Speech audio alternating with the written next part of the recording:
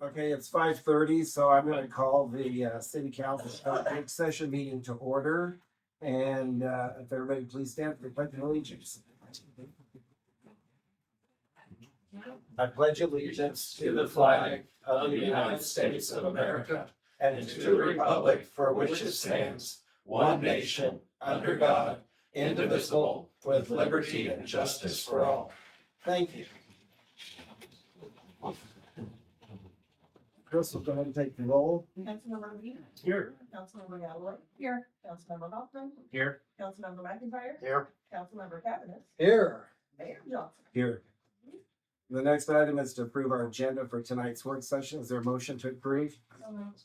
Second.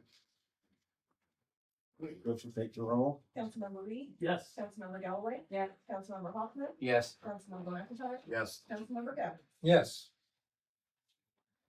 Okay, the first item on our work session tonight is to go back and talk some more about the golf cart registration process, the fees, and one of the council people had asked that this be brought back for further discussion with the possibility of making some adjustments in what you've already approved. So I guess I'm gonna turn this over. Do you have anything you want to say, Phil? No, just if there's any changes, we're talking about changing the fees, then we need to revise resolution and present that to council to take official action. If we're talking about process, then we have to make changes to the ordinance and go through the process for adjusting that. Otherwise, you know, if there aren't any changes, we remain status quo, so we're looking for direction. I'm gonna go ahead and open it up for any of the council who wanna make any comments about possibly revising parts of the golf cart registration process. Councilman Gannon. Thank you, Mayor. I have reviewed considerable our previous discussion and agreement. And I have several comments to make. Number one, the fee for $60 registration annually, in my opinion, is out of line. The fee for our recreational vehicles is set by the state.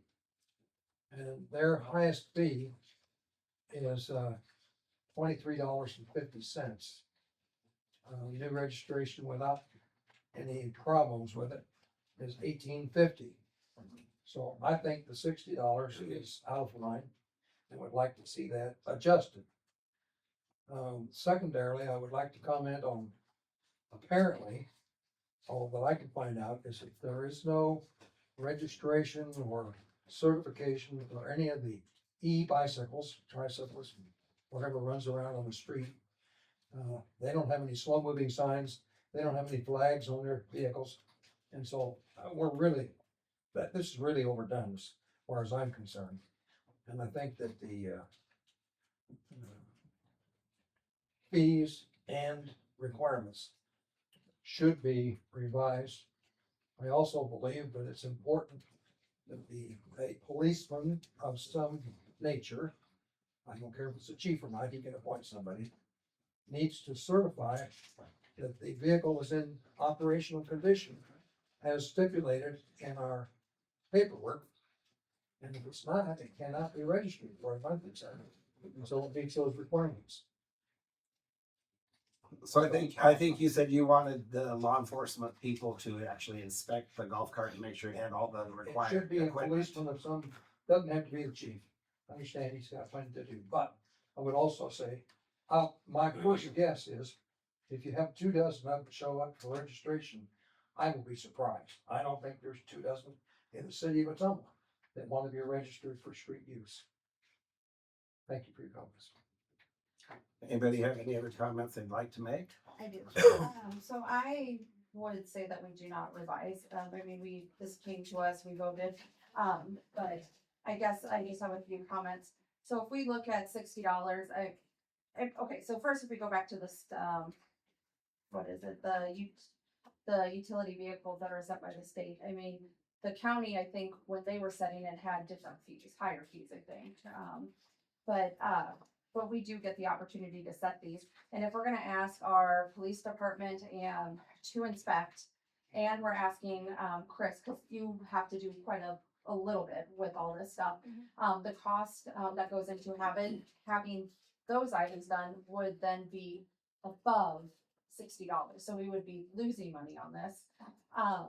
We've talked a lot about, at other council meetings too, about how we need to look at other opportunities, like look at ways to save money, look at ways to, not spend as much money. Well, we have an opportunity not to make money, but to cover the costs of, supplies and Chris's time, maybe Sherry's time too, in doing this. And so if we reduce it, then I feel like we're losing money with that. And if someone wants to ride a, golf cart around town, I mean, just for safety reasons, I think that's why we're asking for the slow moving, vehicle, that kind of stuff too.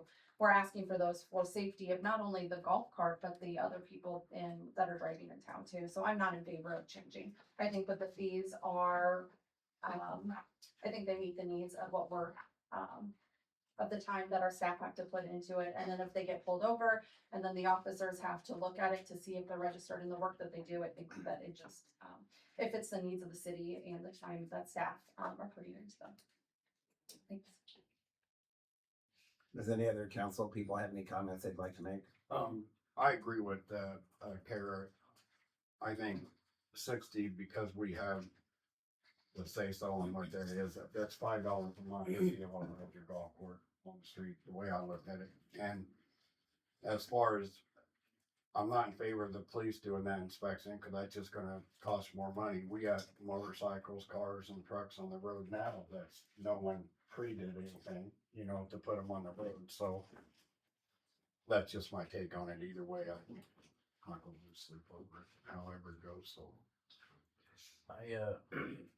I did originally talk to Councilman Tavis about this, and I am kind of conflicted about the price. However, the first thing I would like to address is, and this is with all due respect to everybody, we cannot have our police department inspected. I mean, it's just not a task they can do. I mean, sometimes they're shorthanded anyway, and you got one person handling a call or two calls. And then let's just a scenario, and again, it's all with all due respect to everybody. A scenario where the chief and two lieutenants are at the police department. Somebody pulls up. I just think their time is too valuable to be inspecting golf carts. If they're handed a list that says this is what you're supposed to have, then I believe it's the golf cart owner's responsibility to have those. And if it has to be addressed by a ticket later, then it has to be addressed by a ticket later. If they're responsible enough to drive the golf cart, I think they should be responsible enough to check the boxes on the list. Which brings me to this, and I know this isn't a big thing to lose sleep over, and I'm not saying that, but I have thought about it. When you look at the fees, $60 a year, if we reduce it, I think maybe we are kind of shooting ourselves in the foot with, and I've kind of changed my stance a little bit. I want to admit that. Because I was thinking about 60 a year and then a reduction in the fee for the following years. But then I spent hours looking at this. And so, you know, some of the things I have to compare it to are your vehicle. You drive a car, but it doesn't reduce every year, you know, or a motorcycle doesn't reduce every year. So like I said, I'm kind of conflicted on the price. $60 seems like a fair price for the first year. I'm a little bit conflicted on the years the years after that, but you know, probably with the addition of them on the road, that's, you know, talking to different people, that's probably what it's going to cost us. You know, it's probably not that I think Councilman Cavanagh is out of line for calling this up. In fact, I'm happy that he did, but it's just kind of the way I feel about it. I'm a little late to the game in this. However, I have watched on YouTube the meetings that you had about it. I'm not overly excited about golf carts on the street. I'm one of those drivers that might get one of them. I mean, run over one of them. Don't write that. My point is, I feel like the 60 is good because we don't want to overly encourage it to happen. If people really want to have their golf cart on the secondary streets, if they have a need, that's fine.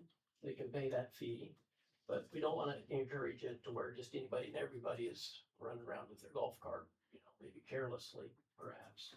So that's why I think the 60 is probably appropriate.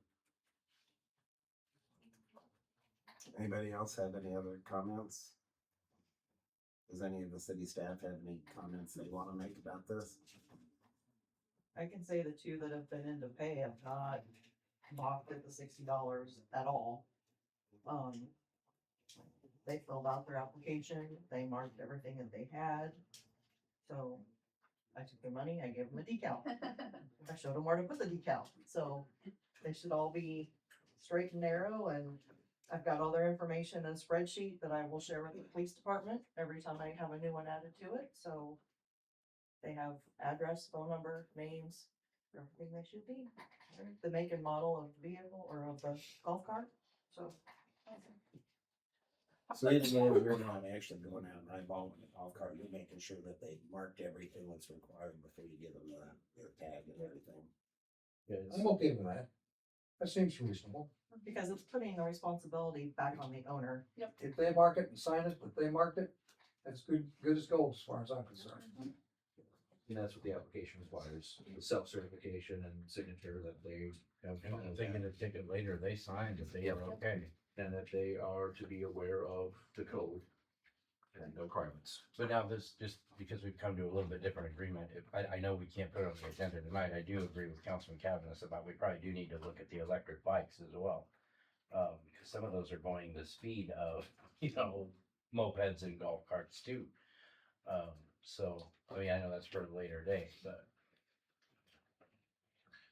So for clarification, what I'm hearing from the majority, at least as far as the direction for staff, is there is no need to make any changes at this time to the fee resolution or the ordinance. No inspection. That's what I'm hearing. But then did you want me to hear just, some more information about e-bikes too? That's required for those. Yeah. Yes, it did make it over. Perfect, just wanted to make sure. Does mopeds have to be licensed? Like that to They be do. licensed, you have to have like a permit to drive it. I mean, like you could drive it with a permit, right? Not a driver's license, but you know what I'm saying. Yeah, and you have to take the course in order to get the moped designation about the permit. And the moped does get a license plate as well. Through the county? Through the See, and I think that's their concern with all licenses, they go as fast as. Okay. What are the requirements for an e-bike?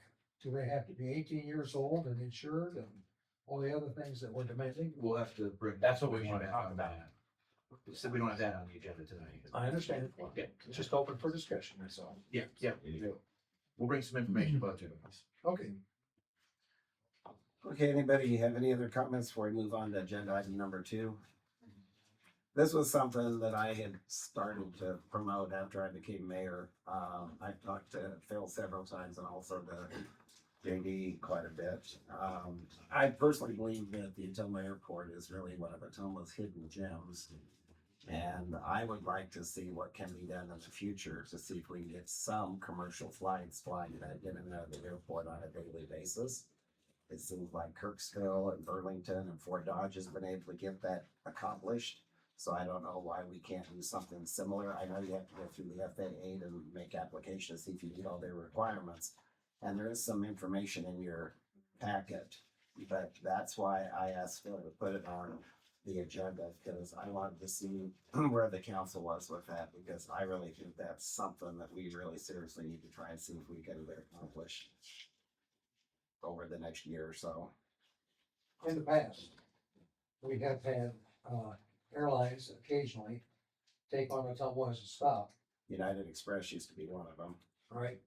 And the problem with that was they can't stop for 2 or 3 people a week. Make daily stops or weekly stops. They've got to have passenger revenue. And that's always been the problem. And at least in the past, the city was not interested in financing airlines to stop and save at some. I don't know what it would cost if they asked us to, but the problem is we have got to get people to want to ride where they're going. They used to go to Des Moines, and they used to go to Kirksville, and then they used to go to Iowa City. And every place they set up has a point, they got no response from the public. I don't even know, but they did not get enough response to make the stops. Kind of before we go further with the discussion, if it's okay with everybody, I would like to hear from the Well, expert. okay, I would so, like your opinion. right, if you didn't have service between September 30th of 2010 and September 30th of 2011, you are not qualified for essential air service. I just recently found this out. The gentleman in Mike, Gorgas in Washington DC with the United States Department of Transportation, give me that information. Hey JD, can you clarify what essential air service is? That's so you can qualify for the subsidies Thank you. to offset the cost. So if it's let's say a rate's gonna be a $49 flight to Chicago or $59 flight to Chicago out of Virginia, they're gonna reimburse the airline like $125 on top of that fee you're already paying to me, so that they can afford to operate the service. So where do we stand with that right now? So we didn't qualify because we didn't have an airline service between the dates of 10 and 11. But on the other hand, he did tell me there is a new deal out that's called the Small Community Air Service Development Program. He says you may qualify for that. Can you say that again? She couldn't hear you. Small Community Air Service Development Program. It's the SCA SDP. I knew there was an acronym. Absolutely. But it's anything aviation's got an acronym, trust me. But So we might get qualified to that. possibly. But something else that I think we need to consider is I put in that packet, and I mean, I get both sides of it, you can kind of see that. But to qualify for all this stuff, you have to meet the 10,000 ridership a year to be eligible for your entitlement money. That's a pretty big step to go into and lose out on what we already have right now that we're guaranteed. If they're giving it away every year, we're at the top of the list because of the size of the general aviation airport that we are. And So what do you mean by what we're already getting now? we get entitlement money every year.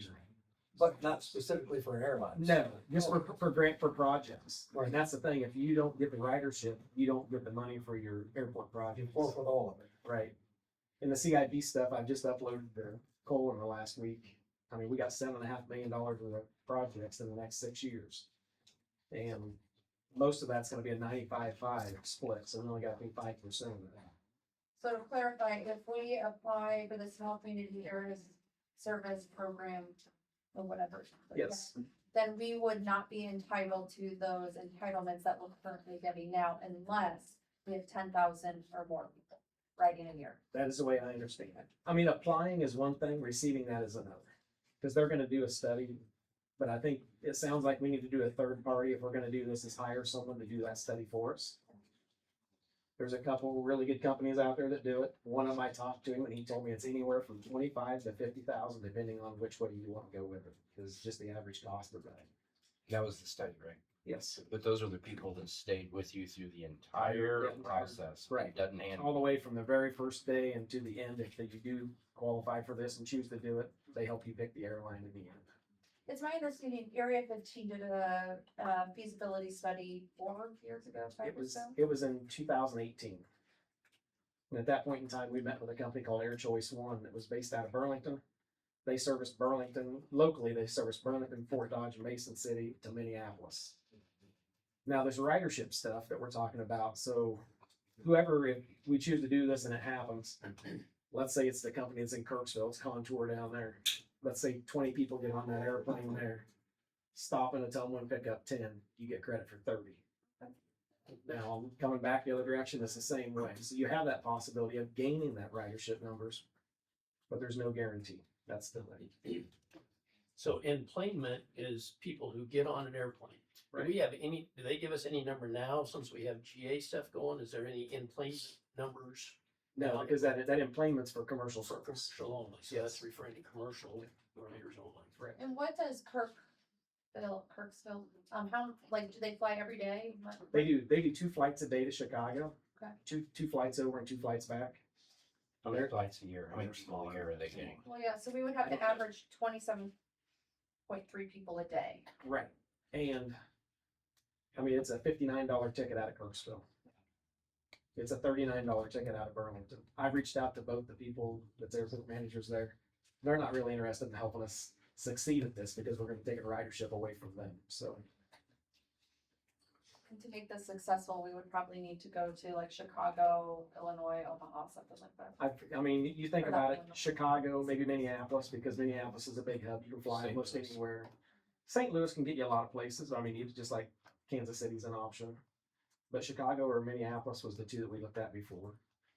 Because you get to those two airports, you can go anywhere. But out of Kirksville, they just switched from St. Louis to Chicago. too. Right, Yeah. that's what I say, yeah, it's a $59 ride, and it's in a jet, it's a 32 or 34 passenger jet. The one out of Burlington is a Caravan, it's a 10 to 12 passenger, single engine. Then would we be responsible, and I guess we probably don't know, I mean, hence the feasibility, but responsible for like staffing? everything? Yes, so- And then what would that look like in? So Emergency before the vehicles. flight would leave, 2 hours prior, you have to have police there, at least one officer, 2 hours before, 1 hour after they depart. Fire has to be there a certain amount of time before, and a certain amount of time after the aircraft leaves. It's usually half the distance to the next location. And we looked into that, and it's, you know, you gotta man a fire truck with 3 people. An officer would be one person, but then we'd still have, you know, our staff will have to do some of that. Depending on what time the flights are, it might change our hours of service. But these are scheduled, right? Yes. It ain't like you get on the phone like, No. holy crap, we got like 200 No. people coming in. You gotta, yeah. No, it's a scheduled service that if you get that. The But- fires aren't scheduled. No, so here, and that's the thing. So this isn't a normal staff position. This would be someone on overtime. Yeah. I meant the flights are You- scheduled. Oh. Do we have a fire, truck at the airport? No, We used to, we used to. but it was so old they couldn't even get it started. Correct. Okay. Was part of the tour. But it would require that, plus you have to have an ambulance there. You gotta have an ambulance service during a certain time period of the. Can you think about that? If you do it 2 flights a day someplace and 2 flights coming back, that's 4 times a day that you're asking to have that staffing there. What about TSA? That just depends on the situation. Some days they'll tell you that you're gonna have to have it in Ottumwa. Other days they can say that when they get to Burlington or they get, you know, at that time it was gonna be Fort Dodge when Air Choice One, they can go through TSA at one of those. But depending on who you get and where you're gonna service to, or whether or not you have to have TSA located there. But you and I talked about officers, if they wished, Right. they could get cross-trained as TSA officers. Possibly. If the city would pay their wages and not come out of his. But I don't think that they're gonna let you have an officer be the TSA agent and the police officer. Be double dipping. Right. Yeah. I don't, Well, no, I meant which ones. That's what I'm saying. I mean, if a local I'm guy saying wanted- they could cross, but I don't wanna put a burden on them either. That would only be a volunteer thing. Well, I think it sounds to me like what you're telling us is, right now at least, we can't afford to go forward because we can't afford to give up what the government is providing to us, Right. at the airport. I mean, unless somehow or another it's not gonna, the subsidized money would work out. In this other program, maybe they have some options in there that would help with that. Like I said, it's something I just got this morning from him, so. So in your opinion, cause you're the expert at the table, do you believe the study is a good idea and to at least look into the study and the or the. I would look into this new program before I would spend the money on this study. Okay. That's what my suggestion is. That's right. You have any idea how expensive a study would be? That's what he told me, anywhere from 25 to 50,000. It just depends on, you know, the situation. He said every one of them is different. He said before he said they'd have to, you know, we'd have to put this out for a bid, obviously, for proposals for it. But Yeah, I would say that I would agree that looking into the program before we look at a feasibility study, because I mean, the airport has a pretty good handle on things, and I think they're one of the few departments that's bringing in significant revenue. we've And I- worked pretty hard to build the fund balance up that we have. Yeah, and so I would be, don't get me wrong, I would love to be able to jump on a flight and go to Chicago for the weekend, you know, in just a matter of, you know, an hour or whatever, and not have to drive to Des Moines, but, I also don't wanna put us in a situation where we lose out on some of these, some of the monies that we are getting. And then we're, having a department that is, also now relying on the general fund to be supported too. So I think it's important to look into this, program to see what the option is, or if there's kind of some, thinking outside the box to retain the monies that we're getting and being able to do this, but I said, before we do a feasibility study, I think that's important. JD, are you hearing anything from Oskaloosa or Appellate? They would like to take over a regional airport and put us out of business. There, Have you heard? that is canceled. That they have a new group of Mahaska County supervisors that Good. has completely done away with that. They are trying to annex some land from the city of Oskaloosa to the north, closer to the land that they've already purchased, and then to try to purchase more. But I was told in the last conference we was at that the money that they've already received has been asked to be returned. So they are making payments back to the money that they had received to do that South Central Iowa Region Airport. I assume they're under the same rules that we would be. If they don't have ridership, they're not going to. They wasn't looking for commercial service. They have CG, they can do whatever they want. So, Because Mahaska County Board of Supervisors pulled out of that agreement with Pella. right. So if they weren't looking for commercial service, what were they looking for? There's some corporate businesses that wanted that to happen. So there's two businesses in So Pella. we'd lose Musco right on their back. So there's two in Pella and one in one based out of Oskaloosa that was looking to do this. Your materials here talk so much how there has to be a cooperation and support from the community in order for this to happen. I guess that's a concern I have, is whether the community would support it and really use it instead of. They knew when they did the study back in 18, I mean, they just out all the corporations around. I mean, John Deere, JBS, Cargill, Ajinomoto, Cloudbound out of Oskaloosa, just a lot of different places, and even the groups in Fairfield at the time that was Dexter and those that was there. And to try to get that feasibility to do this and where they travel to the most.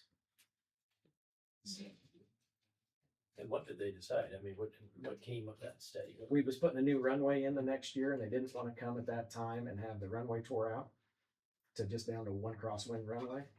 And they, it was shortly after that, the Air Choice One was no longer in Burlington or Fort Dodge or Minneapolis. The Air Choice One is still in business today, but they're based out of like Jonesboro, Arkansas. Is where their main hub is now. Well, if we ever get any commercial service, we have to have that long runway just for them to land on. I mean, that's FAA requirements, for big jet stuff. The size of aircraft that we would get, it doesn't have to be as long as we are. Okay.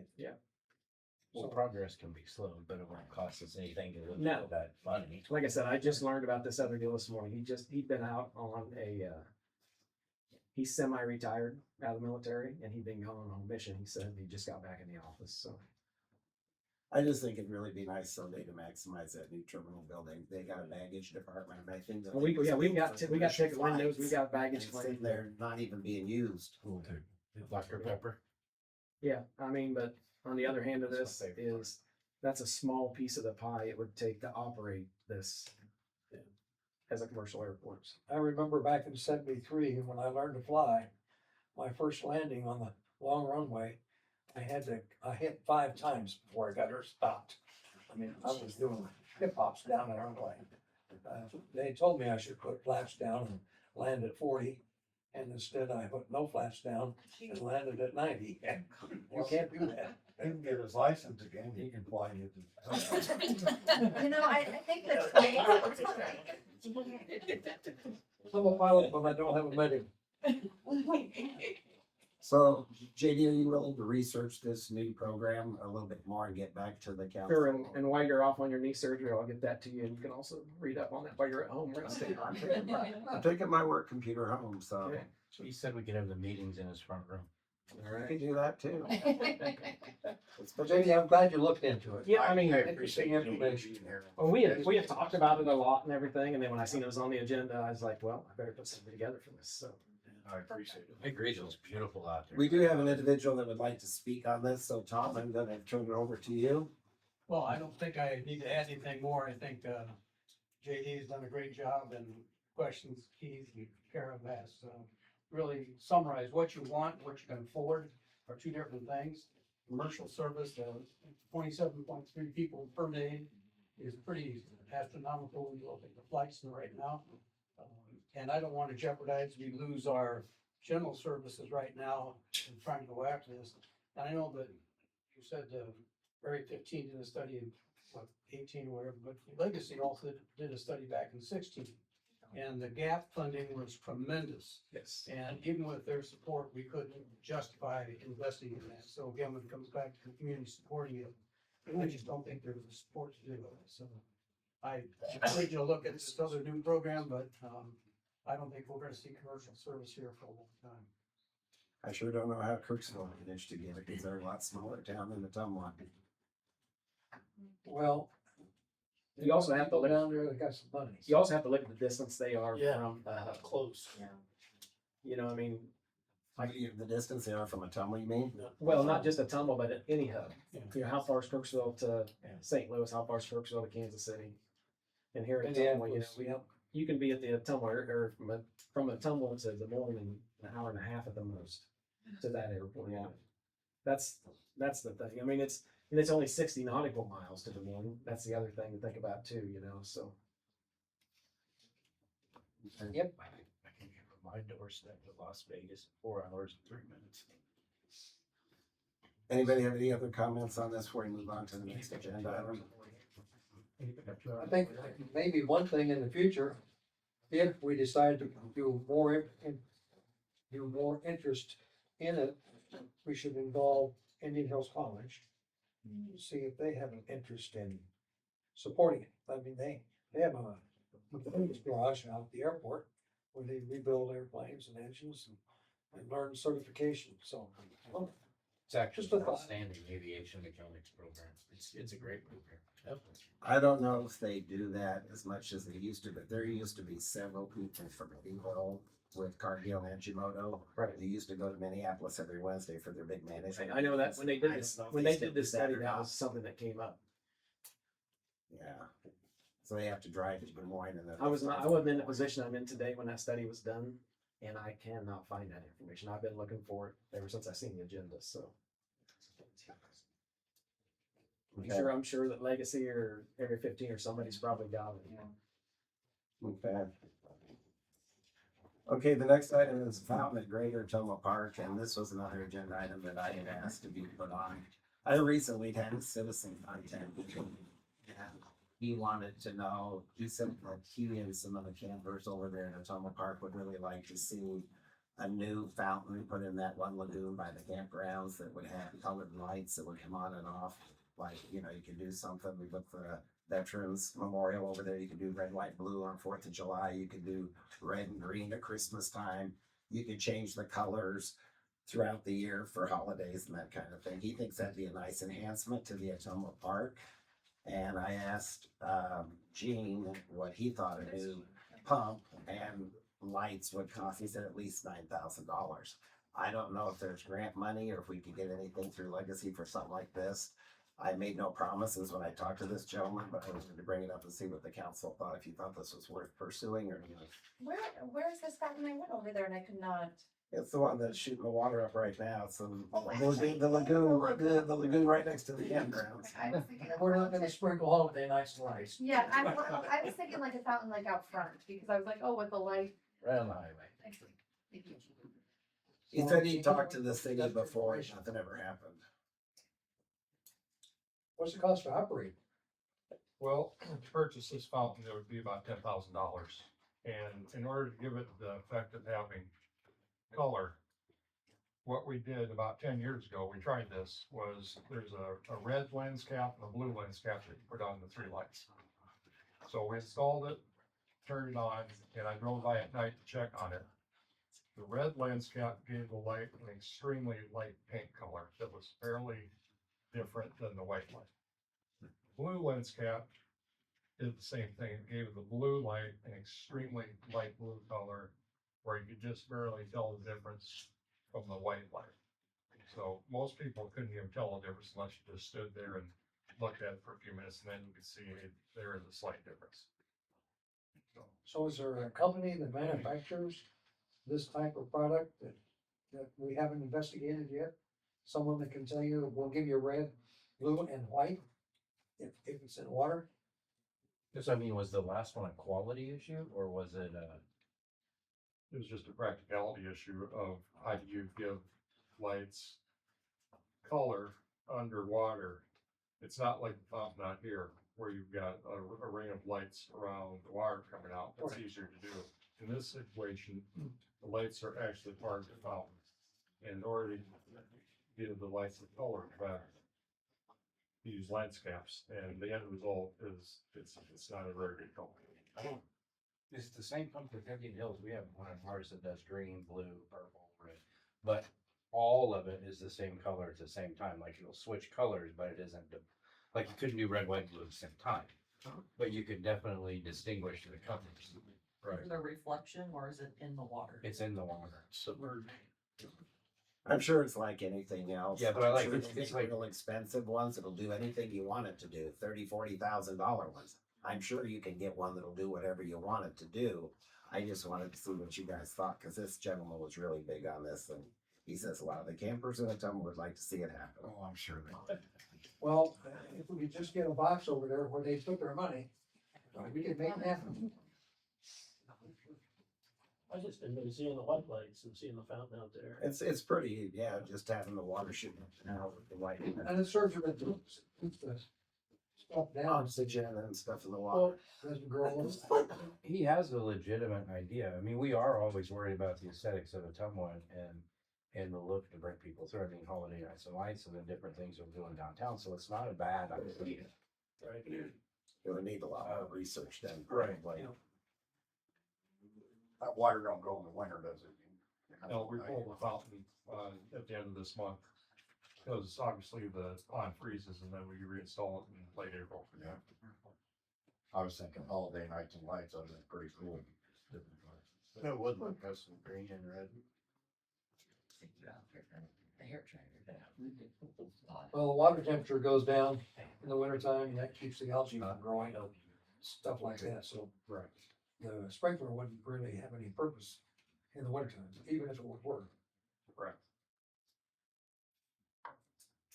Is this something you're interested in to have city staff do some more research into it? It's worth having more research on it. Yeah, I think so too. Jim, is that something you could check into or have somebody help you check into that? I know where they got, where Indian Hills got theirs. It works well.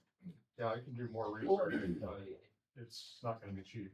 No, I know. For clarification, the pump that's in there currently still works. The current pump works, which is basically what it is. It's a pump that It's just not Shoots lighting water up the outwards. way the individual would like. right, Says the lights light. will not work. So we would have to buy a whole new pump and light thing. That's what it is, a functional pump currently. Did we use that for any other? We've talked about moving the current pump over to the trout pond on the other side of the park, but that would take wiring and installation and so on by the city electrician. But This could be it a could be $20,000 repurposed though. It could be repurposed if they decided to get a new one. Okay, so we'll see if Gene can do some more research and see what, we can find out. Gene, with that research, did you, get an estimate of the cost to move the functional pump too, so that we have the whole picture? Okay, I'll do that. Thank you. Okay, the next item is something here again that I had brought up to Phil several times since I became mayor. I really think that one staff position that this city really needs to hire is a professional grant writer. There's a lot of state and federal money that can be applied for that can impact and affect all our different departments. But you need to have somebody that's very skilled, has had great success going after big grants. But there's tons of state and federal money. And we've used Area 15 Regional Planning Commission in the past to do some of our grant writing, but they are really low staff right now. I know they've had to turn some of their county members away this last year. They wanted to write grants, they didn't have the manpower to do it. I don't know if he's got any community planners hired over there yet at this point or not. But I really feel you get a good professional grant writer, and it's not gonna be a $40,000-50,000 salary. You're going after $4 or $5 million grants. You gotta have somebody that's skilled and knows how to do all that. I personally think that would be a position that the council and the city seriously needs to look at in the future. Cause I think it's another way we can really bring in a lot more revenue for the city. So with that, I'll just open it up for discussion. Does anybody know if we have grant writers in our community that we could pay them a commission for getting a grant done?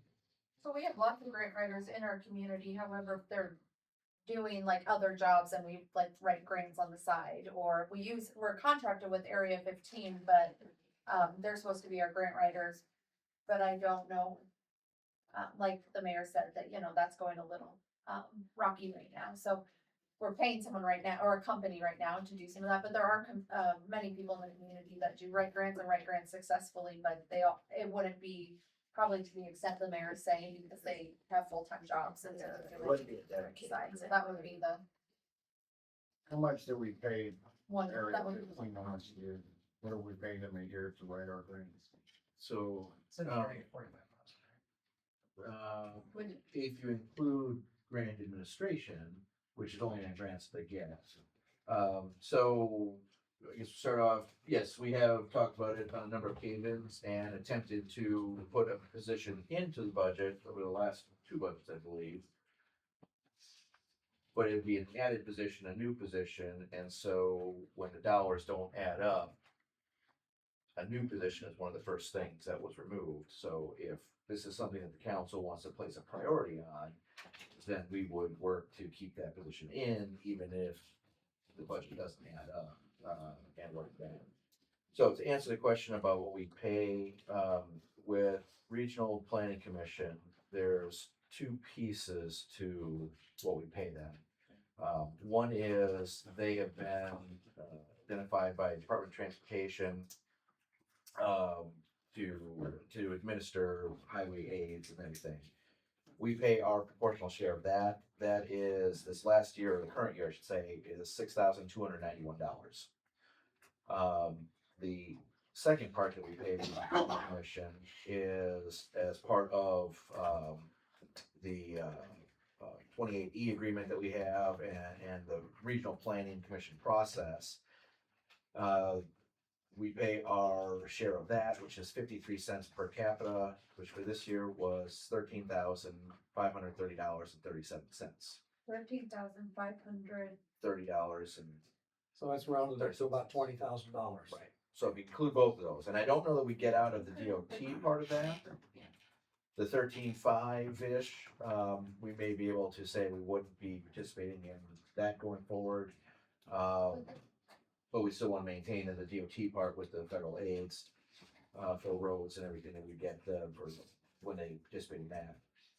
Now, with that, and we look at this, I'll say with dissolving the grants administration piece from regional planning, because we pay them like when they administer a grant, if we get 3%, 5%, 10% administrative fee, we collect that as part of the grant and pay it to them for their work on that side. If we weren't going to continue to do that part, which is probably where you're talking closer to $40,000-$45,000 a year, if we weren't going to pay the grant administration fee, then they would have to charge us for writing grants. So right now, that $13,000 is for writing any grants that they have time to write, that we ask them to write on our behalf, which to the point of not having a lot of staff is going to limit the amount of grants that they write. If we pay somebody to write grants, whether we get the grant or not, we're out of dollars. So right now with the relationship, we're not paying anything for grants we don't get. We pay the administrative fee on the grants we do. But how many grants and how much money is are we missing out on? Because, I guess my question is, first off, with them being short-staffed, are they looking, do they do the research and look for grants for us to say, I know with Main Street, they did a lot, and they were very successful in that, but I'm just thinking of other grants in their community, like, I don't know, Gene's still right there, right in front of me. Like, there's a lot of, like, grants for, like, pickleball courts, or for, to fix other things like that in parks departments out there, wellness grants out there. That is something we definitely gain by having our own grants, writer, somebody that is actively looking for ones that are specific to our community, what we're looking for, researching that and seeing where we qualify or not. We get notice to apply is all the time, grants that are coming open now. Yeah. We may not qualify for all of them because we're not looking for the criteria, we still get those notices, so. We used Area 15 when we wrote the build grant the first year I was here. We didn't get that. We haven't written that one since. They changed it again to raise or vice versa. Phil, do we have anybody that's researching what we would like to have grants for?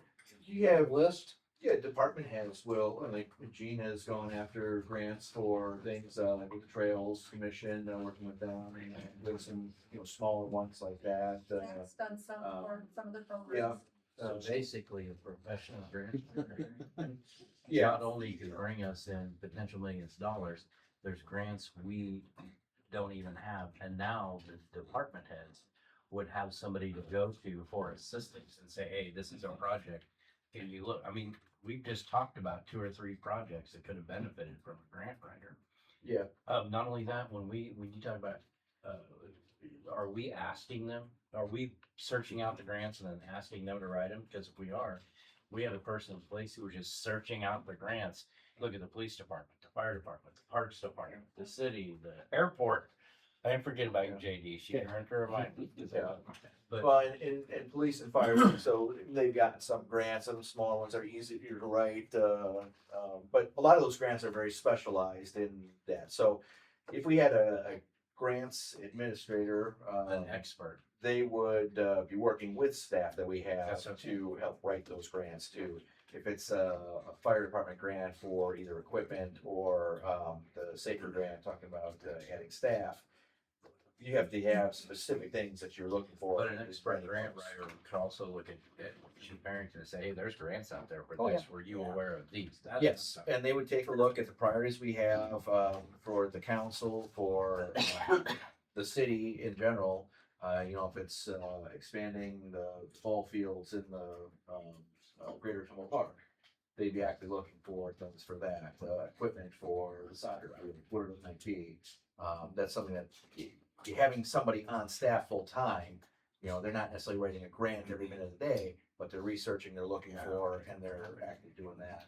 So, question, so this is kind of two questions. So first off, how much would a grant writer have to bring in to support, honestly, to support their position? And then also another financial question, like being realistic, our budget, can it be supported? So Barb worked up a number of what it would take to get somebody in here of quality and with experience. And if you're looking at an administration fee of 3 to 5%. So if we're looking at, I think Barb had $96,000 with salary and benefits, right? So if we wanted to offset that $96,000, you're talking about millions of dollars each year in order to offset it. So what I'm going to say to you is that it will never be a position that funds itself. Okay. So you will have to look at, A single year. in a single year, right? It'll never fund itself in a single year. There'll be times where more of it's getting paid by the grants, and there'll be times where it's not. So what you really have to look at is that value of what it brings versus the cost. If you want to bring it in, we can put it in the budget and work the numbers and see where we're at. You could say, well, because they are right now doing work for perhaps sewer, police, so on and so forth, all the different departments, you could perhaps split it between different departments and reduce the impact on any one fund. Okay, but I haven't got into the budget yet with all the other things going on. I do know that unless we get a substantial increase in valuations this year, which I doubt we do, right? The general fund's going to be very, very, very, very tight. Okay. And I've also done some projections with some of the other funds, and there are a few that we're gonna have to have some discussions as well. And a couple of those are not where we would probably put a grant writer into, even though they would be writing grants for certain projects. Where you get your bang for your buck with the dedicated grant writers, like Phil said, they'd have time to constantly research what grants are available out there. And if you're going after $4, $5, $6 million grant, those are 150 page grants. And I think our department heads do a good job of going after these mini grants, but frankly, they don't have the time and the expertise to probably write 150 page grant. That's what it's gonna take to get the big multi-million dollar grants. But there's a lot of grant money out there from the state and federal government that all of our departments could benefit from, but we don't have anybody that's right in place right now that even apply for it. I guess I wanna just say a little bit. Bill, sorry, Bill was talking. Bill, what are you saying? I was just doing math and I was inquiring, I mean, we're paying half of that now to have somebody else write them for it. I mean, if you look at a $96,000 salary, we're already paying half. Well, no. 96 is salary and benefits. Yeah. Okay, what we're looking at is probably paying around in that $50,000 to $60,000 range. And then you add the benefits on top. I think what he's saying is if we're paying in an area 50, 45,000, That's what I have. Right. we wouldn't be paying them anymore. Right. That wouldn't be part of it. But also understand that as Phil said, that the part of the DOT part, right? We don't want to lose that because that is entitlement money that, and I'm not sure how Area 15 does it. In parts of the state, that street entitlement money comes in and there's a certain block for every community, right? And you can bank it up for 3 years. It's kind of like the entitlement money for the airport. You can bank it up for 3 years and you can do a project. In other places, such as Southeast Iowa Regional Planning, which takes in Lee, Henry, and Des Moines County, right? There you have to submit an application, right? A grant application in order to get some of that money. So it becomes very competitive. But if Area 15 is supposed to be divvying up that money and taking care of it for us, you don't want to lose that portion of it, because if we stop paying them, we don't get that money.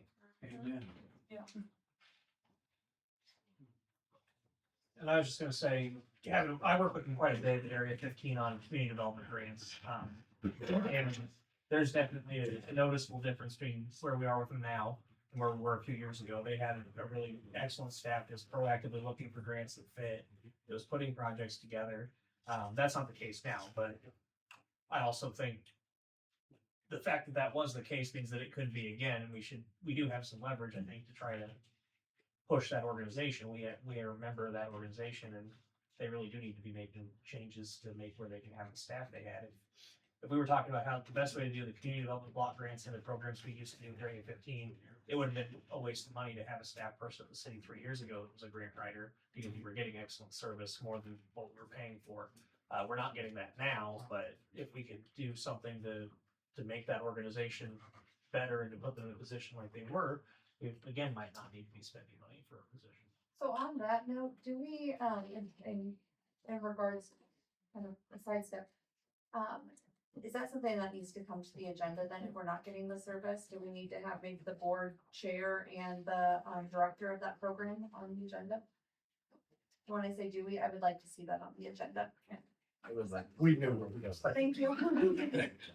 So, okay, sorry, back to this, but Zach, I appreciate that point. And I don't, not to minimize what Zach's saying, but I don't know, even if they have community planners, that they would be skilled enough to go after all the different kinds of grants that all the different departments can potentially benefit from. Well, that's the challenge we're gonna have, because I don't think they're intentionally understaffed. I think it's a really hard thing to root for, and I think we'd be in a very good position. Area planning agencies, council governments, depending upon how good the organization is, they can see planners rotate in and out. They just don't have the the funds necessary, some of them don't have them, in order to retain quality people. They're getting in, they're getting their experience, and then they're moving on to a better paying job. I know from my experience with three different organizations here in Iowa, that the ones that have the good staffing, they do a good job, right? Southeast Iowa Regional Planning, they were constantly sending stuff saying, hey, you might be, and they keep track of things. Well, they say, hey, I know we talked about you maybe possibly having this type of project. Do you have something? Yeah, we've got it, right? So that's what you need to expect out of Area 15. It's not necessarily them being able to now physically write the grants, but being able to look for those at the same time. You know, I know I'm going backwards a little bit here, but say we do go forward with this. I know it's kind of a dumb question, a quick question. 52,000 to 60,000 is what you said. Is that enough to hold somebody quality or get somebody quality? I think so. I think Barb's had some conversations, but Well, that's what I meant. Yeah. I should ask you. but before we do that, I want to say one thing, is that remember the $45,000 that we're paying them for grant administration comes from grants, right? So if we're not getting the grants, and like I said, from year to year, okay, we might get $60,000 to fund the position. In other years, we might get $20,000. We might get none, depending on where the grant cycle is. So, Bar, what's your opinion on a grant writer? From the research that I've done, and I've gotten information from other cities that have grants administrator, and I talked with a couple of people local about it. The salary for next year would be, we would equate it to a grade 6, which could be anywhere from 56,000 to 73,000. And from the feedback that I've gotten is that that's in line with what other cities are paying and would attract somebody, kind of to Cole's point of maybe somebody that is at a regional planning, that wants, has got some of that experience. It would bring them over, and it would. That's what I was gonna it say. would do So we well. got some wiggle room to get experience. Right, and the big thing is that of the job descriptions that we've looked at, and Cole and I sat and went through them, because essentially this position would report to Cole in the finance department. So we sat and went through them. We would require, there are certain requirements, and we would require time as a grant writer. So previous experience would be a requirement of that, which would substantiate why we would pay it a little bit higher. So yeah, so what we would look at, like I said, I would recommend when all of this came through, I would recommend a grade 6, which for next year would be like 56,000 to 73,000, depending upon experience. And then you add, when we plan and when we budget, we have the maximum amount for benefits. So it might not necessarily be that much more, but what we looked at would be about $100,000 essentially, say is what it would cost. Now, the first year and maybe even that second year, we would absorb most of that, as we would not get anything back for that, because it's something that's looking out. So like, that grant writer isn't gonna come in and get a grant 2 weeks into the position. They're gonna come in, and by the time they get all of it, writing everything and being granted, it might be a year out. So just something for us to think about, we've talked about, is that first year, we will fund that more than likely 100%, and then those grants would come in. Well, and no, start I'm glad you offsetting brought some that of up, that. because that is true. It would take a little bit to get your value. Yes. But then when you did get your Yes. value. Yeah, thank you. Well, and don't forget that administration and writing are two separate. Just be sure you're very clear on that. Well, there's certain administration, like, and maybe Zach, this, but with like the community grants, we got the CBG. CDBG. Thank you. Those ones, you have to have certain certifications, correct? Yeah, that's a requirement with IEDA now, and I imagine it comes from HUD, that you have to be a certified CDBG grant administrator to. So there will be some external or additional extra costs for that. And I would recommend that what it is you're hiring someone to write the grants, but also administer to Johnson. Right. Yeah. Okay. The one that, so Fort Dodge, or I'm sorry, not Fort Dodge, Mason City seems to have the most similar to what we're looking for. And again, we sat and went through all the job descriptions, and we would model a lot of it after Mason's, what Mason City has. And it's just that, it's not only writing the grants, but administering the grants. And that's it, not adding in some of the others we saw, or like some administrative duties, or like, you know, secretary to the mayor. And it's like, Yeah. we talked about it, that no, this would be dedicated to grants writing and grants administration. You're right. I'm glad you said that too, because I think having extra duties, we'd lose bang for our buck there. Well, that's part of it, because if they're administrating, they're spending time on administration and not writing Right. other grants. Then they're not doing what we really need them to do. They'd only be administering the grants that they got awarded, because Right. there's certain reporting requirements that you have to do when you get the grant. If they are an employee, would then they be getting a piece of the grant as a bonus? Or do we just hire them as an employee and they search it out and write the grants? Whatever we get, we get. The way we talked about it was that it would just be an employee, there's no commission or anything like that based upon the grant that we're receiving. Even freelance writers really don't go with a commission, just because if they don't get it, they don't get paid for, you know, all the hours that they spend on it. Isn't that too bad? If you don't work, you don't get paid. Yeah. Well, they work on it. That's what they do. I understand what you're saying. Yeah, no, the way You gotta we learn. structured it was just that they were an employee of the city, I don't think that's. paid just like the rest. They would be on the same compensation handbook and everything as everyone else. As the state continues to restrict the ability of cities and counties to generate their own revenue, you're gonna have to start looking at other ways to bring in additional to the city. This is one way you can do that. If you get somebody that is skilled and has a history of being awarded $4, $5, $6 million grants, that's the kind of person you need to hire. Somebody that can tell you that they've been successful in getting these bigger grants.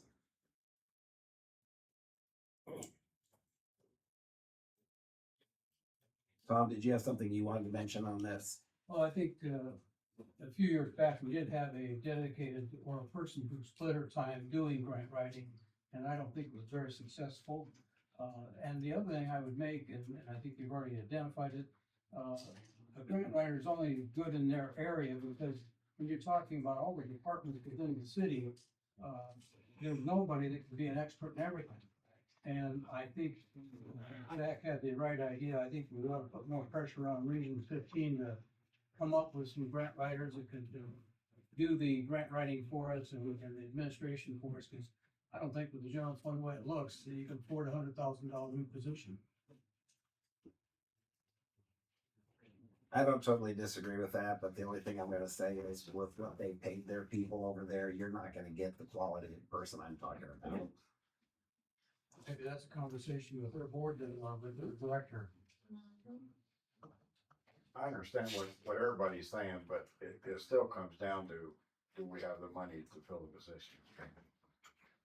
You know, if we wanna buy a $70,000 truck, if we earned it, we worked hard, we got a promotion, we this, that, whatever, but if the numbers don't add up, shouldn't go buy the truck, you know? Even though the benefit in the long run is huge. But if it costs $100,000, then somewhere along the line, department heads are gonna lose money in their budget next year, so we're in that rat hole, you know what I mean? We're just going in circles, and we as a city we getting so much money we gotta borrow when a grant only pays so much, and then we get people that we give benefits to build a new building or whatever. We're not gonna reap that for another 10 years, most of it. And by then, if we're going at this rate all the time, what are we gonna look like as a city? Because we put too much in the future, even though I'm all about the future. Financially. Well, you shouldn't have to wait 10 years to reap the benefits of a grant writer, or else you got big problems. You didn't find the Right, right, what I'm you didn't saying- find the right person. Yeah, what I think, what the council member's talking about is incentives that we give to projects. And that, you know, with tax increment financing and, or tax abatement, you know, that the benefit off of it, to the general fund, is delayed. You can look at now in contrast to that, depending upon what the project is, you can look at the ancillary benefits that it might have. In that, if it's a commercial business that might generate significant amount of sales tax. If it's a multifamily housing project that might bring, more people into town, which can fill jobs, and again, provide, sales tax revenue. So you have to look at the whole package there, when you're doing it. That being said, I think, I've always been one to temper those agreements to fit the need. And if they're not, if the need is only mild, then we should give mild benefits. If the need is greater, you get greater benefits. I agree. So just the point, if for the position to pay for itself in a given year at roughly $100,000, you'd be looking at $2 million to $3.3 million of grant money coming in at that 3 to 5% administrative fee.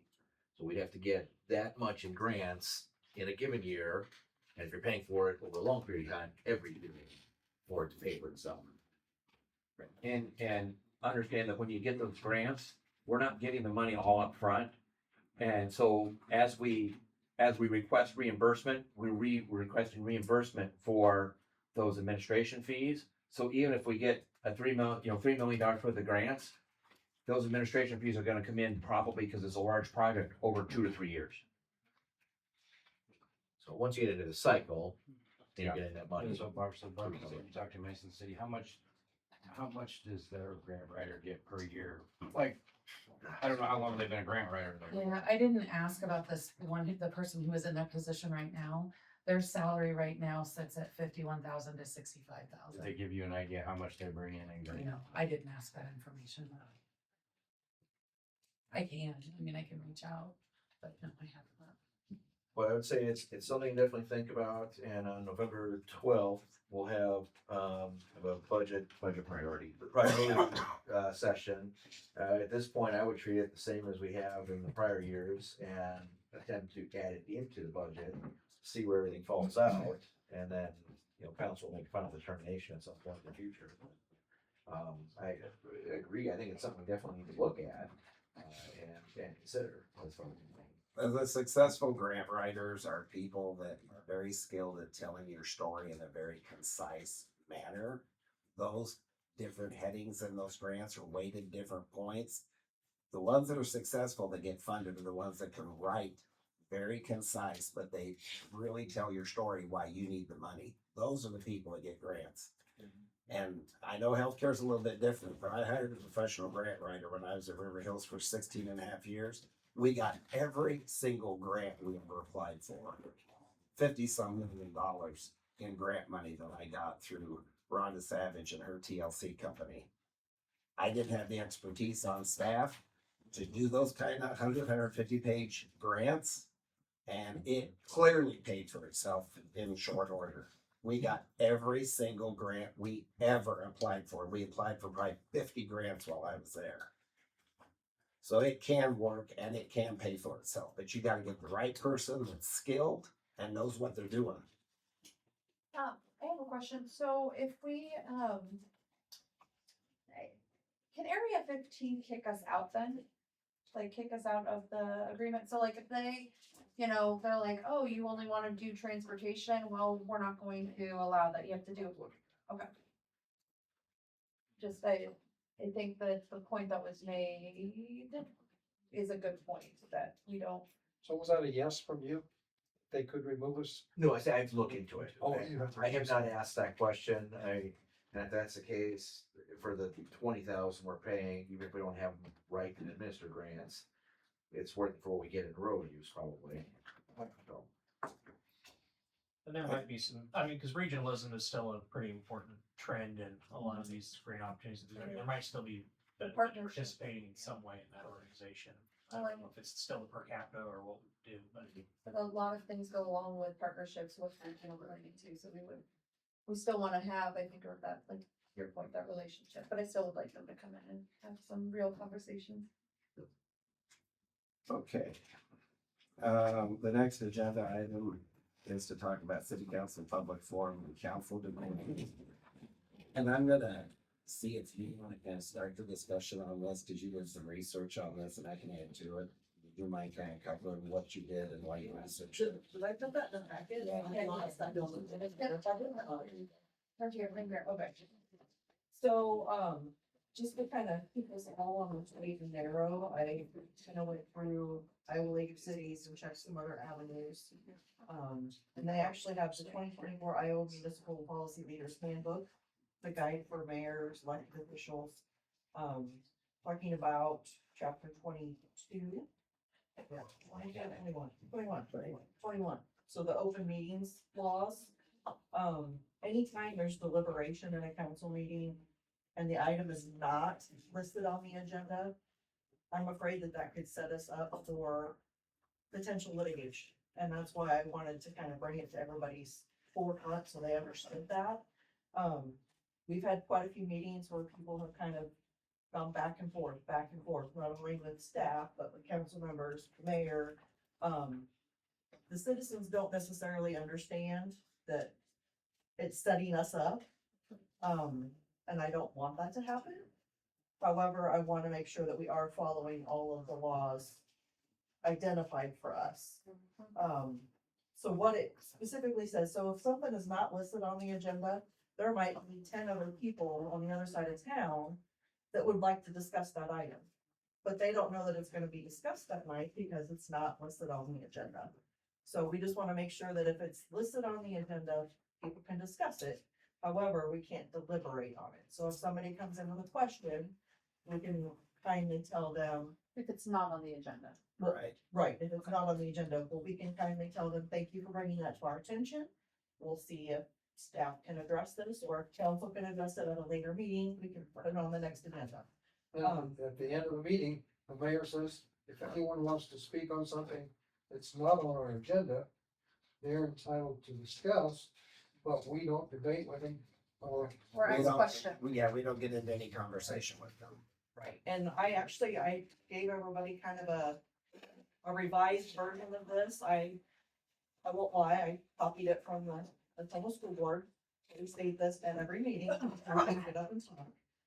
But I changed it a little bit, so it's not as harsh, I guess you could say. It's Um, pretty hard. I thought when you sit there and tell people we're not gonna talk to you, there's gonna be people who are gonna misinterpret that. It's very to the point, Yeah. so that's what I like, it's, your toe on the line there, we want you to stay on this side of the line, but, and this is something that I can either read during every meeting, or I can just include it in the, right after the, and I can include it, so everybody's getting the same information at the exact same time. I mean, if you guys want me to read it right now, I can, so if anybody else in the room wants to hear it, can let me know if it sounds harsh. Go ahead. So we now open our public forum portion of the agenda. We would invite anyone in the audience who has completed a citizen input request form or others who would like to address the council to step up to the podium. State your name and address so that our city clerk can capture it for the minutes. We ask that you limit your comments to 3 minutes to allow sufficient time for all these interested in addressing the council and to ensure all other agenda items receive attention in an efficient manner. City council members appreciate hearing from our citizens. Keep in mind, if the items you wish to discuss are not shown on the agenda for tonight's meeting, it cannot be discussed. City council members can request that your item be placed on an upcoming agenda or connect you with the appropriate city personnel to assist. You may also contact city council members before or after meetings, where you can find their contact information on the city website. So, does everybody like that? Do you want something changed? Do we need to just add, come to the podium when called? I don't think anyone will make a mad rush, but you never know. So, if I think, Go ahead. I'll say, one thing I liked when I was watching one of the school board meetings, I liked that they did read that. Because then, whether we were at the meeting or watching later, they might not have been there and understood, so they know when they see that, I think that is beneficial. And then just for future participation of anyone, they would know or what to expect, so I like that part of it, whether it's you or the mayor or whoever's reading it.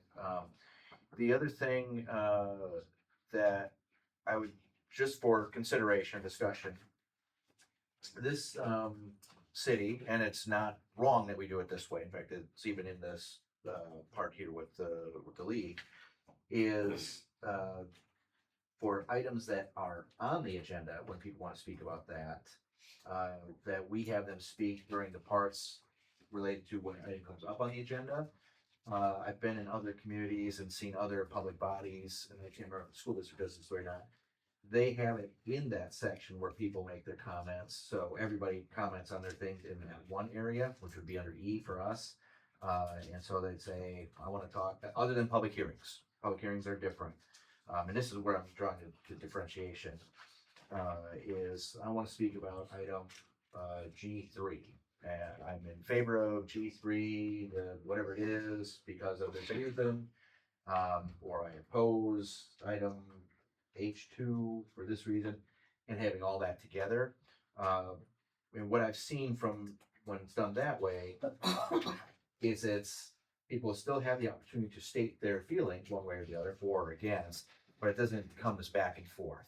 So the meeting is open to the public, but other than public hearings, it's not a back and forth between, council members and the individual or staff and the individual. I think it just helps make it a little bit more efficient meeting. I think some citizens probably, I think they wanna talk, and of course we wanna hear them, but they have to understand that our city council meetings are not a public meeting, they're a meeting in public, so that they can hear. And I like what Chris has done, because this sets the groundwork for the civility stuff we've been working on. That just sets that groundwork for everybody to be civil and know the rules right up front. So those are some takeaways from what we learned in class, so I'm in favor of that. Sorry, Mr. Lomer. You're okay. Paragraph 2 says you're limited to comments for 3 minutes. If you say that, do you mean it? Have we got a timekeeper? Somebody that's gonna say, Phil's been using the clock on his computer to watch for the 3 minutes. I bring up a little thing on here. He's timing you right Countdown. now. so. No. So how would you address that if someone has run out of time? They're Tell done. them their 3 minutes is up, or? I don't control that, so, I try to get the mayor's attention if they're over and let him, find a place to cut them off. And tries to do that, and otherwise, if it's the will of the council, I could say the 3 minutes is up, and I would like to have a clock Yes. so everybody can see it. Mhm. And they can see it counting down, and when they see that it's done, they stop. That Or also, it's like a really loud buzzer, that they know they have to no, but a stop. clock also helps show the rules, because I believe we do wanna hear every citizen. But at no fault to anybody, it's all us council members, everybody, we've been inconsistent about the 3 minutes. And that could be construed as fair to others, not fair to others. And that's hard, because you wanna listen to somebody. But if you don't, like now, we're going on over my 3 minutes, but And if you just say, yeah, at the beginning, if we have a clock visible, that would be great, or something visible, and then say, at the end of 3 minutes, I will tell you that I will let you finish your sentence, Yes. and then we're. and that's something Come that back could be next put up council on the screen. I've done that in other places. I'm doing it on my computer and just, get internet access, put it up there in a 3-minute timer, countdown timer. Oh, there you go. Click start. Charge. And I usually start like after they stated their name and address, and it'll count that as time. 3 minutes. Keep in mind, there's nothing magical about the 3 minutes. That's just what Ottumwa's decided. You can say 4 minutes, you can say 5 minutes. Sometimes, depending on the thing they want to talk about, 3 minutes really isn't hardly enough time for somebody to Well, I get won't everything recall, said you guys wanna that boost they it? want to say. So you can make it more than 3 minutes. I would make it 10, but there's nothing magical about 3. You can say 4 minutes, 5 minutes, whatever the council wants. As an example, the last meeting we had, there was a gentleman that got up and spoke, and he said he had 3 minutes, and he said, well, I don't know if I can say it in 3 minutes. Yeah, and then he just talked over us. Yeah. So the city council can always waive that rule. If it's a certain topic or a certain whatever, by a motion of, council members, second and a vote, You can say you're going to waive the rules of the Yeah, 3 but then we're minutes. setting a level of importance on somebody's problem, but if they have a problem, it should be a problem to us. It needs to be equal across the board, whether it's 3 or. Right. And I don't mean to, I'm not. No, I'm just telling you your options. Yeah. Here's what I've witnessed the last 3 years, and you can say a lot in 3 minutes. Yes. If you have a topic that you're really concerned about. What I've noticed in the last 3 years, when it gets close to that 3 minutes, when we just sit there and don't say nothing back to them, after 3 minutes, if they're still talking, they're just repeating themselves over what they already said the first 3 minutes. Sometimes they are, but sometimes people have needed more than 3 minutes to really state their case on something. It depends on the issue. It really depends on the issue. Some people are more skilled at talking and they're more organized in their thoughts.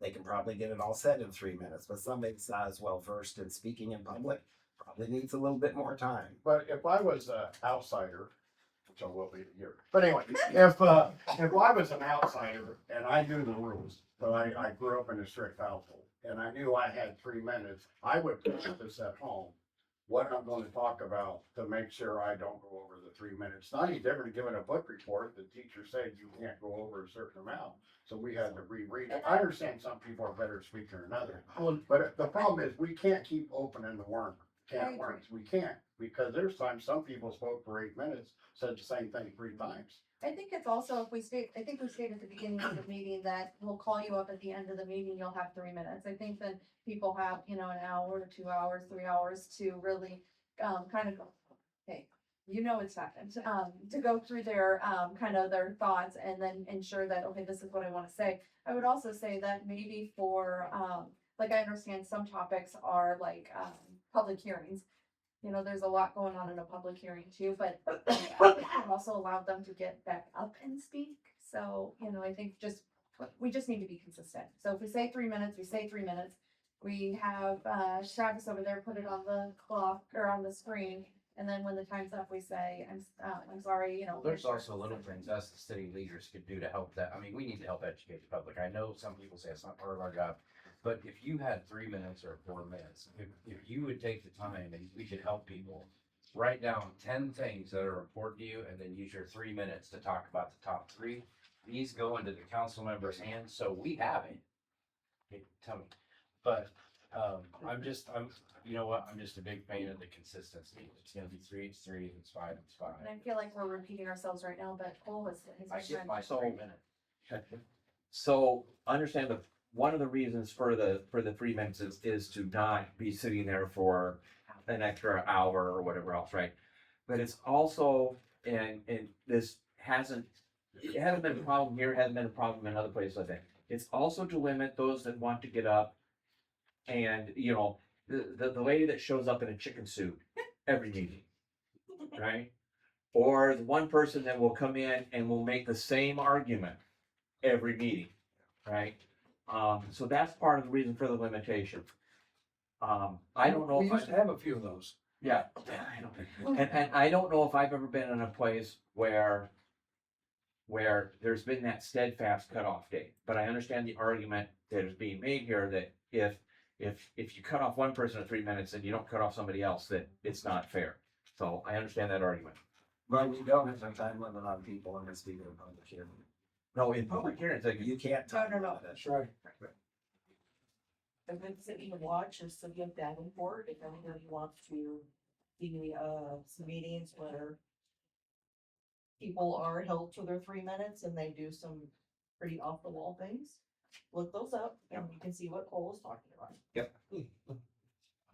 we accept comments in writing, so if somebody needs to give a really long explanation of why this species of snake is different than the other species of snake like we had before, they can submit writing pictures.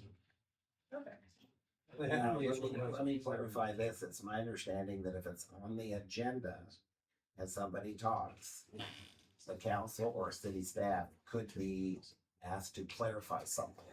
If it's already an agenda item on the agenda, right? Did I ask you that? Yeah, so if you got something that's on the agenda. Right. And somebody makes their statement for or against, Now, and that's really what they should be doing. They should be stating their support or opposition of whatever the item is, not challenging council or challenging staff or whatever else. They may have a question that then triggers a question from the city council that wants to have an answer from a staff. Right. So That's that allowable, happen. yeah. And because it's on the agenda, anyone that's in the general public, Right. assuming that we've met our legal requirements, which we do, would know that, or we should be able to know that that's on there and that action could be taken on that item. Council would be able to take action on that and then have any questions or comments come back from residents or. I think this would be, I think John was on. The one thing that I've noticed, 'cause I go to a lot of these and I probably shouldn't, is I will say, Mary, you do an outstanding job of saying that this is, your time is up. Thank you for your concern. And when no one engages, it's done. Yeah. Thank you for your comments. We will look into it. If it needs to go on an agenda at a later time, then they have more time to speak towards it, or at least have an opportunity to speak to city staff if it's something very specific to that department. And when that happens, it's very succinct. I would say to Councilperson Hoffman's point about education, maybe this is a good thing. If we decide 3 minutes or whatever, it would be a great thing to put out there to staff that you can submit in writing, or not staff, the general public, you can submit in writing. You can, I'm looking at you for like social media aspects. That's really these things and stuff. So. Because you are getting some traction with your posts. It can be shared. So you can't take action on it tonight, but I guess I'd like to get a little bit better feel from the council. Do you think 3 minutes is enough, or should we increase it a little bit to 4 minutes or 5 minutes? I like 3. I like 3 minutes and you can use judgment if you feel that they need a little additional time to complete their statement. But that's where we get in trouble. Yeah, we need to keep it forward for everybody to know what's out. Maybe if they're in the middle of a sentence, let them finish their sentence and move Just on. set your clock back, let it run again. I'm in favor of keeping it at 3. I like the I have to cut out at 3. All right. Any other discussion on that item before we move on? Okay, the next item is fitness courts, and I asked for this to be put on. I had gotten an email and I didn't know what fitness courts were. And what they are basically is like a public workout facility that's mounted on a wall, like in a park where you can use pulleys and do all kinds of exercises on a fitness thing that's out in the open in the park. And I've gotten 2 emails from this lady in this company that sells them. She says there's some grant money available that we could apply for. I didn't know if you guys knew much about fitness courts or not. I'll pass this around. This kind of shows you a picture of what they're talking about. Gene, what's the one, So- we already have one? We don't have a fitness court. We have one, I thought, right by the him. Well, yeah, we have one in the Ottumwa Park, at the south end of Ottumwa Park, and then also we have to consider that the school district built 4 mini pitches at the schools, so. If we go for another one, I think the funding should be 100%, close to 100%. Yeah, and they also, so the Arts Council was also approached about bringing a fitness court with, an artist like, Keith Herring's, artwork on it. And so we had, sat down with the Parks Department and had that conversation, and there was, I think the council voted on, approved it, but yeah, and so we were able to, they were gonna help get some funding and grant funding, but then there wasn't I don't know if there's a local community match, but the local community match wasn't there. We didn't have the support that way. And I would agree with Jean, if we are gonna do this, then it would need to be fully funded in the grant, just because through our work, we were really excited because only like 10 cities in the United States got picked for this Keep Hearing one.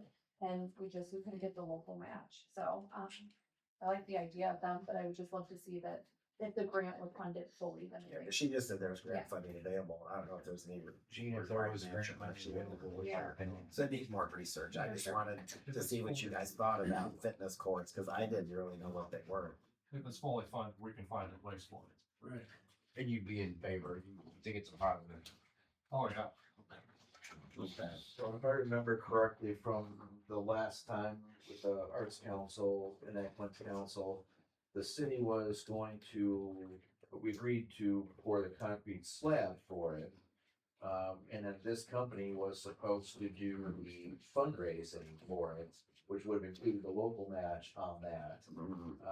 And they were not successful and it just fell to the wayside.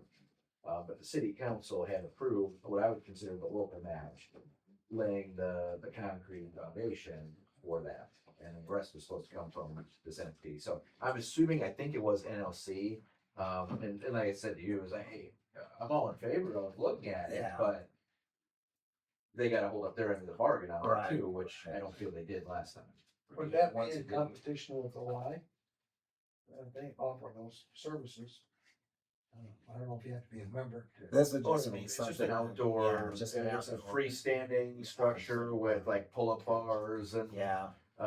Did you different, pass that picture? Randy? features that, Did you see the picture? I looked it up today, I don't know if so. yeah.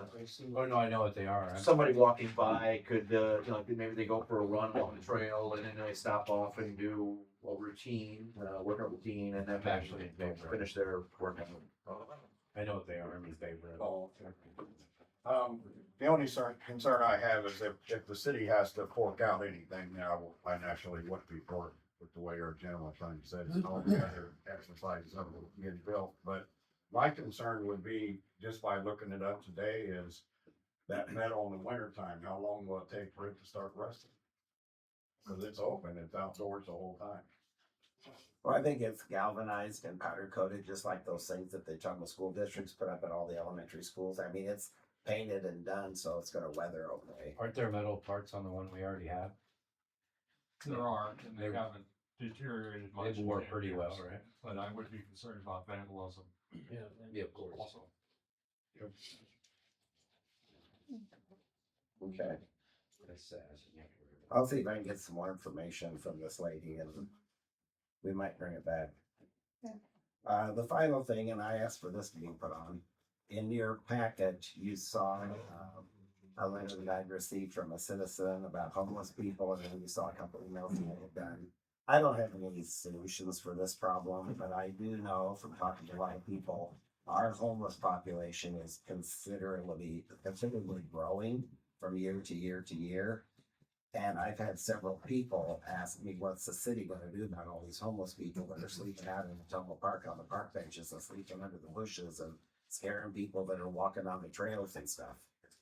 And winter's coming, so I don't know where all these people are gonna go. I assume we'll have over 100 people back there camping on Turkey Island again this winter, like we had last year. I suppose that's where a lot of them are gonna go, where nobody's gonna bother them. But that doesn't really take care of our problem. We are gonna eventually have central services, shelter services and Des Moines, that 9 apartments over there on North Elm, but that's probably another year or so from now. That'll help, but there's only 9 families or 9 individuals. So I just wanted to throw it out, see what you guys' feelings are. I don't know what other towns have done. I haven't really tried to call anybody else yet to see what they're doing about their homeless situation, but I know it's a concern for a lot of people in Ottumwa, and it seems to be growing every year. So I would just make a couple comments. I think it's a little frustrating too sometimes when we get some of these comments because, you know, when we as a city try to address, different areas of people's, how to work with people experiencing homelessness, we get pushback and we want these, services and we want these, shelters and stuff built, but, you know, we kind of get that idea of not in their backyard. And so, I think when we have programs like, Central, Shelter services. yeah, come in, and then we kind of have this perception or this pushback, then I think that kind of hurts our, just like with any developer, that hurts our ability to have other services come back too. And I think that those services are super important. I think that and Zach runs the homelessness coalition, correct still? We haven't had for a while. Okay, but we do have, I mean, Zach and some other people, and there's a ton of people in town that are working to address some of these issues, and so I do, give, props to them for a lot of the work that they're doing and stuff too, so.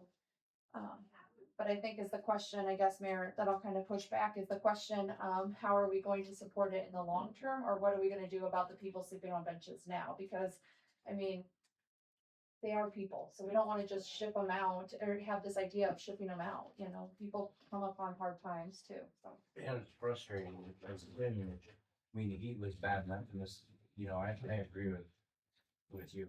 It's gonna be 20 below zero, so, and then they're gonna be sleeping outside, and we're still our citizens, as much as some people, you know, and I understand their concern, I do, but they're still our citizens, we're still our group. And I don't think any of us at this table, somebody sleeping outside, 20 below zero weather, going hungry. So I think the reason this is gonna be difficult is it's a short-term and long-term problem, we have to solve both.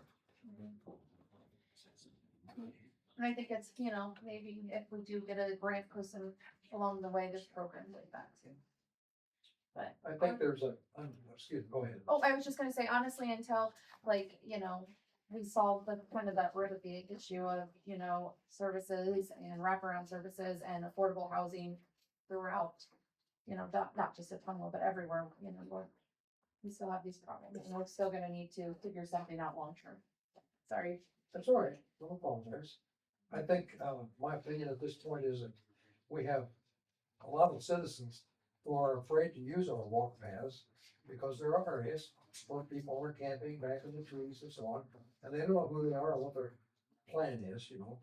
So I think we have to address both sides of that and say, try to cure the feelings of citizens not wanting to use the walk path. Yeah.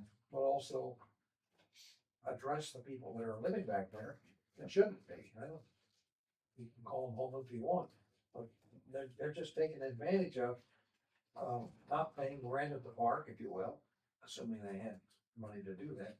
But I think we have to address those areas and protect our citizens as well as. I mean, I think that's a good say that, you know, everyone should be able to feel safe in the community. And I think those are a lot of the people that have been corresponding with Yeah. me lately. What is the city planning on doing with these people? Right. But when we talk about, I want, and you know what, I agree with everything I said, but on the flip side, remember, there's more crime done to homeless people than homeless people do to citizens. Meaning, you know, the Daryl soldier there, I mean, nobody aspires to live in the woods. Something is. Oh, sorry, well, I didn't. No, go ahead. When, like, what does that process look like if you do get a concern of someone like on the path that's living in the trees back there? Well, I mean, to begin with, homelessness it's not illegal, so it's really not a police matter unless somebody has some reason to believe that, you know, they see them with a weapon or they're acting for their own safety or the safety of others. Since January of 2023, we looked at our calls for service because I'm not going to have very accurate data on it. The system was searched for the word vagrant or homeless. From January 1st of 2023, we've had 183 calls. Now, the dispatcher for the call for service log will type in exactly what the citizen has stated. Okay. So that doesn't mean that that's an accurate report that when we got there, they were homeless, or it's not an accurate reflection that it wasn't the same person multiple times being reported at 183.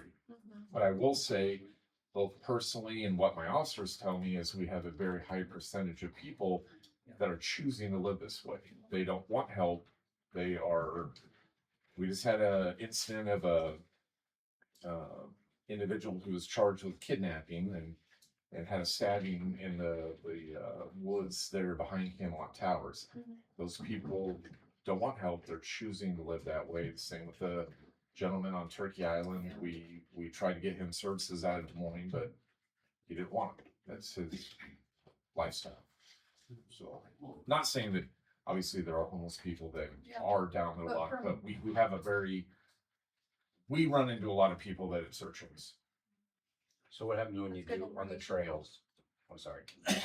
If somebody calls in and they feel threatened by them or whatever, we'll go out, try to make contact with that person, identify them, see if they need any services, see if they have warrants for their arrest, and then depending on, I mean, if they brandished a weapon or threatened somebody, then they can be arrested at that point. But otherwise, the simple fact of being homeless, It's not illegal. So. I do appreciate the fact that you are like offering services or seeing if You they bet. work. So I do appreciate that, and I think that's good information too, and some good feedback to have too, that the people that you and your officers are having contact with or choosing, more likely choosing. I think this is difficult because there's just It no is. one answer. There's Right. just, No, it's a very complicated situation because there are people that choose to live that way, and there are people that don't want to live that way, that they need more than a roof over their head. They need a lot of specialized services to deal with their addictions or their mental health issues or whatever else they got going on that's keeping them from being able to be self-sufficient.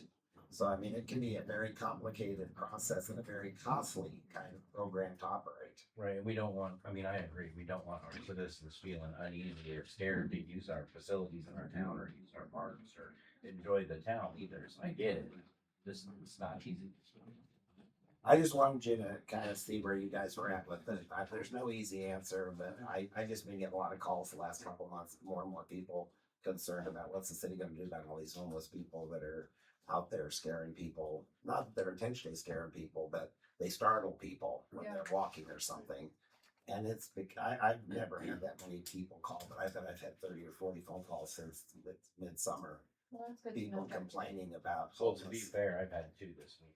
Yeah. I've been dealing with the homeless for like 10 or 15 years now, off and on. I even have them over for our family dinner and stuff, but I agree with Chief that every one of them I've met in the last 15 years, they choose to be homeless. Yeah. Now, if we really want to solve the homeless problem, we the people, everybody here and about needs to quit driving by them. Exactly. That's it in a nutshell. We need to quit driving by them. You're not gonna solve anything by just letting them go and do what they wanna do. Most of them, I don't wanna speak for Chief or anybody, most of them don't commit crimes. They're walking the streets looking down for cigarette butts during the day. Now, but that's their choice. When winter comes, they know winter's coming. I've talked to homeless before that migrates down south. So they choose to be homeless, but they don't wanna be cold, so they migrate down south. Example, you guys may have seen at Walmart, and now I think the guy sits there at Fairway Roundabout, missing part of a leg, veteran and hungry. I went over there and talked with him. Now, I don't expect everyone to feel safe enough to do it. I'm led to do that stuff, so I do. So as I talked to him, I generally believe he is a veteran, but through the conversation, he says, I only get 1,200 a month Social Security. And he's living in a trailer with 2 other people. So at the end of the conversation, I said, hey, my man, I believe you're a veteran. And I gave him $20, but I said, I know $1,200 ain't much, but veteran to veteran, you don't need to come here every day and beg for money. You get $100 a day just sitting there panhandling. And the definition of homeless is ridiculous because people get grant money when you can't tell the population, because most of them hide. They want to be by themselves because of whatever trauma they went through. So if we discuss what we're gonna do, because winter time coming or we're getting phone calls, if someone calls me, I'll say, hey, I'll come pick you up, man. Let's drive around and go talk to some of you. You can feel safe with me there. I would say too, I think, the school district has done a phenomenal job in working with their, youth and families that are experiencing homelessness. And I think the definition of homeless ranges. I think when we traditionally think of people experiencing homelessness, we think of like the people that are, in the parks and that kind of stuff. And that's not always the definition or always what we're seeing too. And, I think the school said that they had like identified over 200 kids, and families that were experiencing, homelessness. But they've thought outside of the box and they're doing some really cool, not cool, but great things to support the family. So, it's great to see that our community and the Whatsoever You Do shelter is out there too in that organization. So I think we do have a lot of people in the community that care, like Doug over here too, and so that are helping also. And if we can support that, then I think that's valuable too. Part of the problem is we've got an agency in Ottumwa called Rolling Hills, and they have 2 case managers here in Ottumwa. And they've got funding to help people with homelessness. The problem with their program is if you don't have, they weigh you on a weighted scale. And if you don't have domestic violence, alcoholism, drug addiction, you don't have all these problems, which a lot of people aren't going to admit that they do, then they don't score high enough for them to even be able to help them. I found that out with two people that I referred to them recently. They don't always tell you the truth. You can talk That's to true them too. and they'll say, well, I'm just temporary. I'm waiting for some, I was injured on the job. I'm waiting for somebody to come through. Then I'm gonna have a property so. But then you talk to the neighbor and the neighbor says, no, they're using drugs. They said they weren't, but Yeah. the neighbor says, no, they're using drugs. So, yeah, they don't always tell the truth on it. No, that's true too. Just be prepared. You'll have a cleanup bill again, I'm sure, next spring for Turkey Island, because there's gonna be people out there camping out there again this winter. You know, it is what it is. Oh, one more thing that lady that you said, that we used to have a men's homeless shelter and it closed, cause what was her excuse? That it wasn't funded or something like The that. VA used to have a men's shelter downtown on Main Wow. Street. VA didn't have it till right before it closed, cause I was involved in it down there. They had to pay $2 a day, the people did to stay there. And I told the lady running it at that time, you had people coming in, you had companies coming in, you had churches coming in, giving them money every month. I said, but if they keep coming in and the same people are sitting in the same spot, they're not trying to help themselves, people are going to quit funding. So the big push for homeless veterans came through there about 10 years ago, and they was gonna pay 70% of all the bill, the housing and everything. But the people running it, I told them, I said, I've been around the government a long time. If they're paying 70%, they're taking charge, and there has to be these rules to go by. They did not go by them. Yeah. That's why it closed. It didn't close because it wasn't getting funded. The VA spent a lot of money fixing that place up to get it ready to open up. It was down on the 300 block at Main Street. I called Indian Hills one time during that men's shelter and asked about GED testing, and they said they have funding, they got people that would help them do it. And I think once them apartments open on North Elm, that someone should go in there and talk to them about that, cause they'll be granted to get it. If you have something like that going in, 1 out of 10 is making that next step in life, that we don't have to drive by no more, then that person could go help somebody else. That's how this world's supposed to work, you know? But if we do nothing, we get nothing. Exactly. I think it's like continued conversation about it. I think everyone should be able It's to not feel without- safe and just that continued conversation. Is there anything else that anybody wants to bring up before we adjourn? Because I think we went through all of the items. Well, I need for you to adjourn, cause I need to make a 3-minute trip here pretty soon. Better get there in 3 minutes. It'll be a minute. Okay, if there's nothing else that anybody wants to bring up, I'd entertain a motion to adjourn our work session. So moved. Second.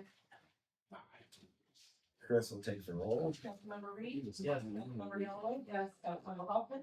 Yes. Councilmember McIntyre? Yes. Councilmember Kevin? Yes. Thank you, everybody, for coming for this work session.